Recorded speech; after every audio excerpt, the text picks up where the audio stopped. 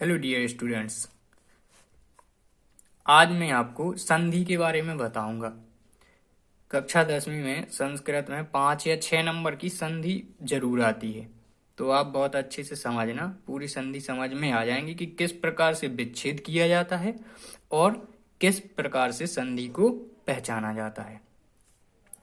आंख से देखकर ही आप पहचान जाएंगे कि ये कौन सी संधि है। बस वीडियो को अच्छे से देखना। देखिए, सबसे पहले तो संधि किसे कहते हैं? दो वर्णों के मेल से जो विकार उत्पन्न होता है उसे हम क्या कहते हैं? संधि कहते हैं। ठीक है, जब दो वर्णों को मिलाया जाता है आपस में तो वहां पर संधि बन जाती है। देखिए, संधि के भेद। संधि कितने प्रकार की होती है? 3 प्रकार की। स्वर संधि, व्यंजन संधि और विसर्ग संधि। तो हम आज पढ़ेंगे स्वर संधि के बारे में, क्योंकि सबसे ज्यादा पेपर में स्वर संधि ही आती है। ठीक है, तो हमें पता है स्वर यानी आ से लेके आहा तक जो भी होते हैं वो सब स्वर कहलाते हैं। तो आज हम स्वरों से मेल करके स्वर संधि के बारे में पढ़ेंगे। ठीक है, देखिए, आ, इनमें से यदि कोई भी आता है, इनमें से किसी का भी मेल होता है, किसी भी वर्ण का मेल होता है आपस में, तो वहां पर हमेशा स्वर संधि ही रहती है। ठीक है, चाहे किसी भी रूप में हो, लेकिन उसी वर्ण का स्वर से ही मेल होना चाहिए इन वर्णों का। देखिए, स्वर संधि होती है 5 प्रकार की। दीर्घ स्वर संधि, गुण स्वर संधि, वृद्धि स्वर संधि, यण स्वर संधि और अयादि स्वर संधि। पहले देखिए दीर्घ स्वर संधि। कभी भी यदि किसी वर्ण का जहां से विच्छेद होता है वहां पर या तो बड़ा आ होना चाहिए, यानी बड़ा आ की मात्रा उसमें लगी हो वर्ण में, बड़ी ई की मात्रा लगी हो, या फिर री लिखा हो। री मतलब रा भी होता है, ता में भी लग जाती है बड़ी ई की मात्रा, तो री बन जाती है। गुण स्वर संधि, यदि ए की मात्रा लगी हो, ओ की मात्रा हो या अर आता हो वहां पर कहने पर। वृद्धि स्वर संधि, अय हो, आओ हो, इन दोनों में से किसी की भी मात्रा हो। यण स्वर संधि, या व रा, यदि या व रा बीच में होता है जहां पर विच्छेद किया जाता है तो वहां यण स्वर संधि होती है।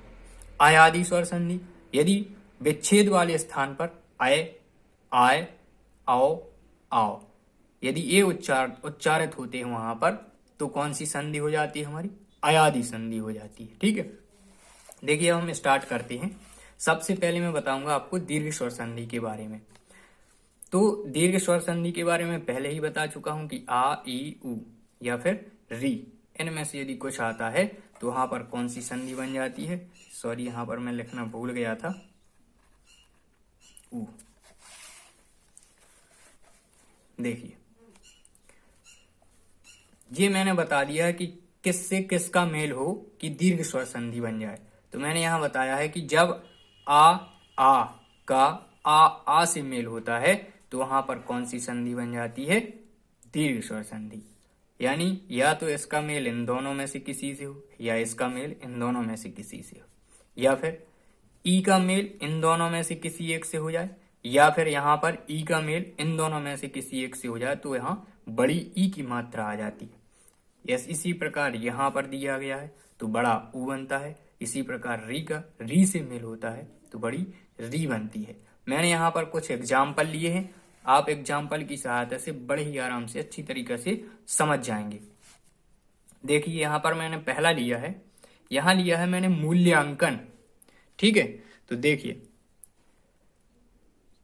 यहां पर हम विच्छेद करेंगे मूल्यांकन का। तो मूल्यांकन के लिए यहां देखिए बड़ा, जहां पर हम विच्छेद कर रहे हैं यहां से करेंगे, क्योंकि दो ऐसे शब्द होने चाहिए जिनके कुछ अर्थ निकले। तो मूल्य प्लस अंकन होगा। अब देखिए, यहां से विच्छेद कर रहे हैं मूल्य, फिर यहां से अंकन ले रहे हैं, तो यहां हो जाएगा बड़ा आ की मात्रा या में लगी है। अब हमें पता चल गया कि बड़ा आ की मात्रा लगी है तो कौन सी संधि हो जाएगी? दीर्घ स्वर संधि हो जाएगी। सिंपल है। अब इसका विच्छेद किस प्रकार किया जाए? तो विच्छेद करना भी बड़ा सरल है। अब हमें पता होना चाहिए कि जब हम बड़ा आ का विच्छेद करते हैं तो इसको किस भाग में बांटते हैं। देखिए, यहां पर आ आ आ आ, ऐसा विच्छेद करते हैं तो बड़ा आ आता है। अब देखिए यहाँ पर मूल्य प्लस अंकन, मूल्य यानी या में कै की मात्रा है छोटा आ की, तो यहाँ मैं बता देता हूं छोटा आ की प्लस, अब आ में कै की मात्रा है यहाँ पर, क्योंकि हम जब संधि को विच्छेद करते हैं तो वहां पर हमें पहले शब्द का लास्ट वर्ण और अंतिम शब्द का प्रथम वर्ण लेना पड़ता है, उन दोनों का मेल कराना पड़ता है। तो यहाँ भी देखिए क्या है आ। अब हमें पता है कि जब आ का आ से मेल होता है तो क्या बन जाता है, बड़ा आ बन जाता है, यानी यहाँ पर बड़ा आ की मात्रा हो गई। समझ में आया? चलिए आगे देखिए, आगे बताता हूं। इसी प्रकार दूसरा उदाहरण मैंने लिया है, यहाँ पर लिखा है परीक्षा। अब देखिए यहां से हम विच्छेद करेंगे पर यानी परि प्लस इच्छा, परि प्लस इच्छा तो हो जाएगा परीक्षा। यहाँ देखिए बड़ी ई की मात्रा लगी है रा में, तो हमें पता है कौन सी संधि हो जाएगी, ये दीर्घ स्वर संधि। मैंने कहा था ना, आंखों से देखकर ही हम बता देंगे ये कौन सी संधि है, बस वीडियो को अच्छे से समझते जाइए। देखिए अब हमें पता है बड़ी ई का जब विच्छेद करते हैं तो क्या क्या आता है। बड़ी ई का विच्छेद करते हैं तो या तो छोटी ई का इन दोनों से या बड़ी ई का इन दोनों से। अब हमने विच्छेद किया है परि प्लस इच्छा, यानी परि देखिए राम है छोटी ई की मात्रा प्लस और यहां बड़ी ई लिखी ही हुई है तो बड़ी ई, जब छोटी ई का बड़ी ई से होगा तो बड़ी ई की ही मात्रा आ जाएगी। देखिए तीसरा वाला उदाहरण मैंने लिया है यहाँ पर साधुपदेश। अब देखिए ये भी हमें पता है, यहां से विच्छेद करेंगे इसको कि साधु प्लस उपदेश यही होगा। अब देखिए यहां पर मात्रा लगी है बड़ा ऊ की। अब हमें पता है कि जब बड़ा ऊ होता है जहां पर, तो वहां पर कौन सी संधि बन जाती है, दीर्घ स्वर संधि बन जाती है। ठीक है, देखिए यहां पर अब इसका विच्छेद किस प्रकार होगा, तो साधु, साधु को कैसे लिखा जाता है, सा छोटा धु साधु।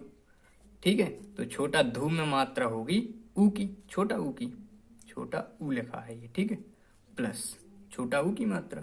उपदेश, उपदेश में भी छोटा ऊ की मात्रा होगी तो बड़ा ऊ बन जाएगा, तो साधु उपदेश हो जाएगा। चलिए आगे बढ़ते हैं।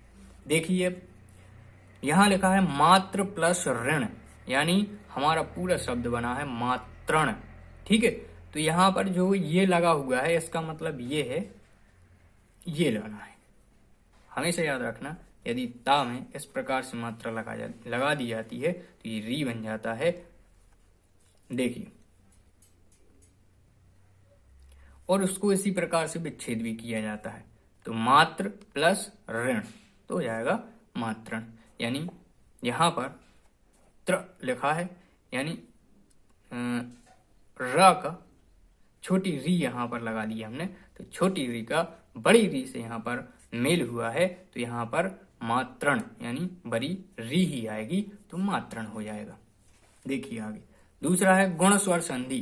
तो गुण स्वर संधि के लिए बहुत ही सिंपल है आपको समझना, इसको भी देखिए। अब हमें पता है कि गुण स्वर संधि वहां पर होती है जहां पर हम विच्छेद कर रहे हैं, वहां ए ओ की मात्रा, ए की या ओ की मात्रा या पर उच्चारण करने पर अर आना चाहिए। ठीक है, देखिए मैंने यहां पर बता दिया है कि किसका किससे मेल होना चाहिए, कि ए आ जाए, ओ आ जाए, फिर अर। यदि छोटा आ और बड़ा आ का मेल ई से होता है तो आता है ए। देखिए पढ़ने में भी आ जाएगा आ ई अय ए, है ना, आ प्लस उ ओ, आ प्लस री अर। ठीक है, देखिए आगे एग्जाम्पल लिए हैं मैंने यहाँ पर। पहला लिया है मैंने नरेंद्र, यहाँ लिखा है। अब मैंने बता दिया था कि यदि जहां पर विच्छेद कर रहे हैं वहां या तो ए होना चाहिए या ओ होना चाहिए या फिर अर आना चाहिए। ठीक है, देखिए यहाँ नर प्लस इंद्र, मात्र स्पष्ट है, यहाँ पर नर प्लस इंद्र ही करेंगे उसको तो सही बनेगा उसका विच्छेद। देखिए यहाँ पर रा में ए की मात्रा लगी हुई है तो स्पष्ट समझ में आ गया है यहाँ पर हमें कि कौन सी संधि हो जाएगी हमारी यहाँ पर, यहाँ पर हो जाएगी हमारी गुण स्वर संधि हो जाएगी। देखिए आगे इसका विच्छेद हम कैसे करेंगे। अब हमें पता है कि ए का यदि हम विच्छेद करते हैं तो कैसे बनाते हैं। ए का विच्छेद करते हैं तो आता है आ का ई से मेल होता है। तो देखिए आ का ई से मेल, तो यहाँ हो जाएगा नर, है ना। इसको क्या करेंगे हम, नर प्लस इंद्र। आ का ई से मेल हो रहा है, ठीक है। आ का राम एक छोटा आ की मात्रा है, तो आ का ई से मेल हो रहा है, इसलिए यहाँ हो जाएगा ए, ठीक है। तो यहाँ हो जाएगा नरेंद्र। इस प्रकार से हम इसका विच्छेद कर सकते हैं। देखिए अगला जीवनोपयोगी। अब देखिए इसका यहाँ से विच्छेद होगा। ओ यानी ओ आ गया है तो ये आ जाएगा, यहाँ लिख दिया था मैंने पहले ही कि ओ आता है तो वहां पर गुण स्वर संधि हो जाएगी। देखिए जीवन प्लस उपयोगी, इसको हम ऐसे ही विच्छेद करेंगे, जीवन प्लस उपयोगी। अब देखिए नो यानी ओ है, तो हम ऐसे भी इसको समझ सकते हैं कि ओ है तो इसका विच्छेद यहाँ पर किस प्रकार से होना चाहिए। तो हमें पता है ओ का विच्छेद होगा आ प्लस, ये लिया था ऊ मैंने, देखिए आ प्लस ऊ, तो आ प्लस यहाँ हो जाएगा ऊ, तो हो जाएगा ऊ, ठीक है। ये समझ में आ गया होगा। तो अब देखिए बिल्कुल सिंपल हो गया, यानी ना में होना चाहिए छोटा आ की मात्रा और यहाँ पर छोटा ऊ होना चाहिए। तो जीवन प्लस उपयोगी हो गया ना विच्छेद। चलिए आगे देखिए महर्षि मैंने लिया है आगे। तो महर्षि मैंने कहा था कि उच्चारित करने पर अर आना चाहिए, तीसरा वाला ये जो था। देखिए अर आ रहा है यहाँ पर, तो कैसे इसका विच्छेद करेंगे। महर्षि, मह तो लिख नहीं सकते, इसको लिखेंगे महा, महा मतलब बड़ा, ठीक है, या महान। तो महा प्लस, अब ऋषि को कैसे लिखते हैं, तो इस प्रकार से लिखते हैं। अब देखिए यहाँ पर बड़ा हा प्लस री, यानी बड़ा आ का मेल किससे हो रहा है, री से हो रहा है, तो यहाँ पर बन जाएगा अर। देखिए बड़ा आ का मेल री से हो रहा है तो अर बन जाएगा, यहाँ पर हो जाएगी हमारी गुण स्वर संधि हो जाएगी, ठीक है। आगे देखिए वृद्धि स्वर संधि मैंने ली है। तो वृद्धि स्वर संधि के लिए मात्रा आनी चाहिए अय और औ, इन दोनों में से किसी एक की मात्रा यदि शब्द में आती है तो वहां पर हो जाएगी वृद्धि स्वर संधि। देखिए ये दोनों बनते कैसे हैं, ये बनते हैं यदि आ का मेल ए अय से हो जाए तो अय बन जाता है, ठीक है। इसी प्रकार यदि आ का मेल ओ औ से हो जाए तो औ बन जाता है, ठीक है। देखिए मैंने उदाहरण लिया है, पहला यहाँ लिया है मैंने तथैव।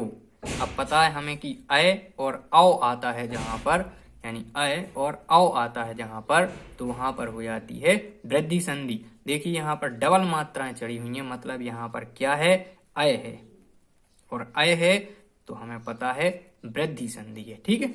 अब इसका विच्छेद कैसे किया जाए, तो इसका विच्छेद करने के लिए हमें पता है कि अय का विच्छेद कैसे किया जाता है, आ का ए से मेल होता है तो इसका विच्छेद हो जाता है। तो तथ तो लिख नहीं सकते इसको, इसलिए इसको लिखेंगे हम तथा प्लस एव, ठीक है। तो बड़ा आ का मेल यहाँ पर ए से हो रहा, बड़ा आ का मेल यहाँ पर ए से हो रहा, तो यहाँ बन जाएगा अय। इस प्रकार से ये वृद्धि स्वर संधि हो जाएगी, ठीक है। अगला देखिए यहाँ लिखा है कंठोष्ठ। अब देखिए यहाँ पर क्या आ रहा है, औ, और हमें पता है जहाँ औ होता है यानी औ की मात्रा होती है तो वहां पर बन जाती है वृद्धि स्वर संधि। उसका नाम ही है वृद्धि, वृद्धि मतलब बड़ी, तो या तो अय हो या औ हो, ठीक है, जो बढ़ रही हो, ठीक है, पीछे नहीं आना है, आगे जाना है, तो अय औ यही आते हैं आगे। देखिए आगे कंठोष्ठ। अब हमें पता है कि औ का जो विच्छेद होता है वो किस प्रकार से किया जाता है, तो औ का जो विच्छेद है वो इस प्रकार से किया जाता है, आ ओ से मिलता है तो औ बन जाता है। देखिए इसको कैसे, कंठ, कंठा तो नहीं कह सकते, इसको कहेंगे कंठ प्लस ओष्ठ, यानी आ का मेल ओ से हुआ, आ का मेल ओ से हुआ तो बन गया औ। इस प्रकार से कंठोष्ठ, और ये वृद्धि स्वर संधि हो जाएगी हमारी। आगे देखिए, ये है यण स्वर संधि। अब यण स्वर संधि बिल्कुल सिंपल है, एक ट्रिक भी है इसकी। यदि किसी भी शब्द का यदि हम विच्छेद करते हैं, उसमें जहां से हम विच्छेद करते हैं उसके पहले या तो आधा अक्षर होना चाहिए, लेकिन हाँ, उस आधे अक्षर के बाद या तो या होना चाहिए या वा होना चाहिए। तो वहां पर यण स्वर संधि बन जाती है। देखिए मैं समझाता हूं। या वा रा यदि ये आते हैं विच्छेद करने पर तो वहां पर बन जाती है यण स्वर संधि। मेल कैसे होता है इनका? ई का मेल होता है भिन्न स्वर से, यानी ई के अलावा कोई और स्वर आ जाए, या तो आ, उ, ए, इनमें से कुछ भी आता है तो वहां पर बन जाती है हमारी कौन सी संधि? यण स्वर संधि। इसी प्रकार उ के बाद यदि भिन्न स्वर आता, जैसे ई के बाद आ गया तो बन गया या, उ के बाद आ गया तो बन गया वा। इसी प्रकार री के बाद यदि भिन्न स्वर आया कुछ भी तो वहां पर रे बनता है। देखिए यहाँ पर मैंने एग्जाम्पल लिए हैं कुछ। पहला है प्रत्येक। अब देखिए ट्रिक भी है इसकी। यदि या वा के बाद आधा अक्षर आता तो वहां यण स्वर संधि बन जाती। देखिए या लिखा है, यहाँ या के बाद आधा ता आ गया, इसका मतलब ये कौन सी संधि है? यण स्वर संधि है। ठीक है, ये सिंपल ट्रिक है समझने की, हमें आराम से हम पहचान जाएंगे और लिख देंगे कि ये कौन सी संधि है, यण स्वर संधि है। दूसरा एग्जाम्पल लिया था मैंने, देखिए वा के पहले भी आधा अक्षर है, इसलिए कौन सी संधि हो जाएगी? यण स्वर संधि हो जाएगी। ठीक है, और इसका विच्छेद करेंगे तो विच्छेद हम इस प्रकार से कर सकते हैं। देखिए अब यहाँ पर या बन रहा है ना, क्योंकि या के पहले ही है या बन रहा, तो हमें पता है कि या कब आता है? जब ई का मेल भिन्न स्वर से होता है। तो इसको हम क्या लिखेंगे? प्रति लिखेंगे। ठीक है, क्योंकि ई आनी चाहिए यहाँ पर, तो प्रति प्लस, अब यक लिखा है, एक लिखा है, तो एक लिखेंगे यहाँ पर। ई का मेल ए से हो गया तो बन गया या। ठीक है, यहाँ देखिए माधवाचार्य, यहाँ भी वही हो जाएगा माधवाचार्य। अब इसको ऐसे नहीं लिख सकते कि माधव प्लस आचार, रॉन्ग हो जाएगा, क्योंकि हमें पता है यहाँ क्या आया है, वा के बाद आधा धा आया है। ठीक है, तो वा के पहले आधा धा आया है, तो हमें पता है कि वा कैसे बनता है यण संधि में? वा बनता है यदि ई के बाद, देखिए वा बनता है यदि ऊ के बाद कोई भिन्न स्वर आता है। मतलब यहाँ क्या आना चाहिए? ऊ, तो हम यहाँ लिखेंगे मधु, ये लिख दिया। देखिए मधु प्लस, अब लिख देंगे आचार्य, तो ऊ का मेल किससे हो गया? आ से, तो बन गया वा। देखिए मातृक्षा तो इसको हम कैसे लिखेंगे? मातृक्षा लिखा हुआ है, तो मात्र प्लस इच्छा। देखिए यहाँ पर अर आएगा, री चाहिए ना हमें, रा, तो मात्र रा आ रहा है यहाँ पर। ठीक है, तो यहाँ हो जाएगा मात्र प्लस इच्छा, मातृक्षा। देखिए अब लास्ट है अयादि स्वर संधि। अयादि स्वर संधि ये भी बहुत सिंपल है। यदि जहां पर विच्छेद कर रहे हैं उच्चारण करने पर अय, आय, आओ, आओ, इन चारों में से कुछ आता है तो वहां अयादि स्वर संधि होती है। देखिए ये लिखा हुआ है कि यदि ए के बाद भिन्न स्वर आए, मतलब ए के अलावा कुछ और स्वर आ जाए तो वहां बन जाता है आय। आय के बाद यदि कोई भिन्न स्वर आए तो वहां आय बन जाता है। ओ के बाद यदि कोई भिन्न स्वर आए तो वहां पर औ बनता है, और औ के बाद यदि कोई भिन्न स्वर आए तो वहां पर आओ बन जाता है। ठीक है, देखिए मैंने यहाँ उदाहरण लिए हैं। तो पहला लिया है मैंने शयन। अब देखिए मैंने बताया था यहाँ पर आय आना चाहिए, तो ये लिखा है शयन, आ या, आ गया ना आय। इसका मतलब ये कौन सी संधि हो जाएगी? अयादि स्वर संधि हो जाएगी। बहुत सरल है पहचानना इनको। ये हो जाएगा आय, आय आ गया, हमें पता है कि आय किस में आता है? अयादि संधि में, तो ये अयादि संधि हो जाएगी। अब इसका विच्छेद कैसे करते हैं? अब हमें पता है कि आय कब आता है? आय आता है यदि ए का मेल भिन्न स्वर से हो।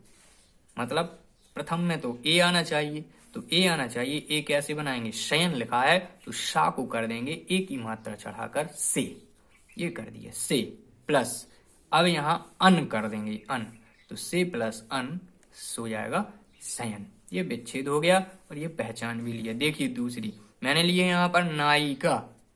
देखिए इका अलग कर दो तो यहाँ हो जाएगा बड़ा आ और या आय। अब आय का विच्छेद कैसे होता है? तो आय का विच्छेद होता है जब आय का मेल भिन्न स्वर से होता है, यानी ऐ। तो इसमें आना चाहिए नए, है ना। इसको कैसे कर देंगे? नए प्लस इका, तो हो जाएगा नायिका। देखिए अगला मैंने लिया पवित्र। अब देखिए पवित्र लिया है तो पा में है आ की मात्रा और वहां वा, तो आओ। अब आओ कैसे बनता है? जब ओ का मेल भिन्न स्वर से होता है तो वहां बन जाता है आओ। तो यहाँ देखिए ओ का मेल भिन्न स्वर से कराएंगे, यानी पा को लिखेंगे पो प्लस यहाँ हो जाएगा इत्र, ई उत्रा इत्र।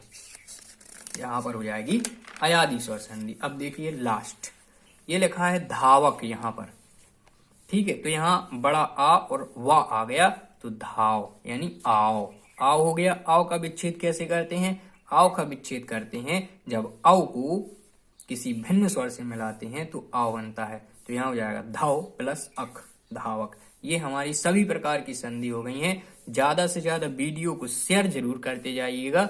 सभी मेरे प्यारे बच्चों से ये अनुरोध है और आप अच्छे से समझिए। मैं आगे और भी वीडियो डालता जाऊंगा जो भी इम्पोर्टेंट हैं।